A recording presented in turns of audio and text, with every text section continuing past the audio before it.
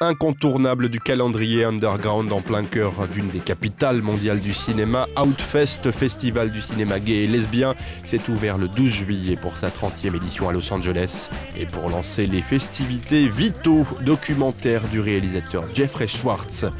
Plongé au début de l'été 69 dans le quartier de Greenwich Village à New York, dans la nuit du 28 juin, la police investit le Stonewall Inn au lieu de la communauté gay. Une descente qui marque le début d'une série d'émeutes pour le droit des homosexuels. Vito Russo n'a que 23 ans à l'époque et sans le savoir, il va devenir l'une des figures les plus importantes de l'activisme homosexuel aux États-Unis. Vito Russo était un personnage incroyable, révélé juste après Stonewall, une sorte de pionnier de la première vague du mouvement en faveur des homosexuels qui a toujours pensé qu'il n'y avait rien de mal à être gay. Parmi ses contemporains de l'époque figure John Waters, qu'il a bien connu. À l'honneur ce soir-là, le réalisateur iconoclaste peu soucieux des conventions était récompensé par un prix. C'est génial, vous le savez, je n'ai jamais eu de prix et puis j'ai tendance à me moquer des conventions, alors je suis heureux de voir qu'il y a aussi des gens qui ont le sens de l'humour. L'artiste Lance Bass a présenté quant à lui un documentaire sur les luttes de la jeunesse homosexuelle dans son état d'origine, le Mississippi.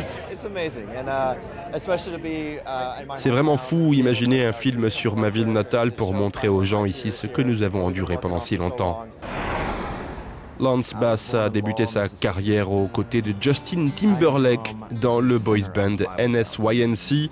Il a révélé son homosexualité en 2006.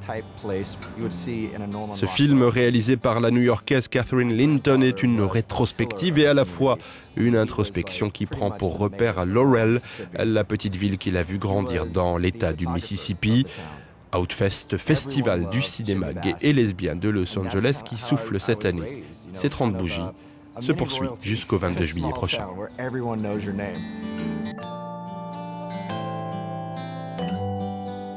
Well, my whole life I knew that I was gay. You know, I knew what it was. I knew I had to hide it.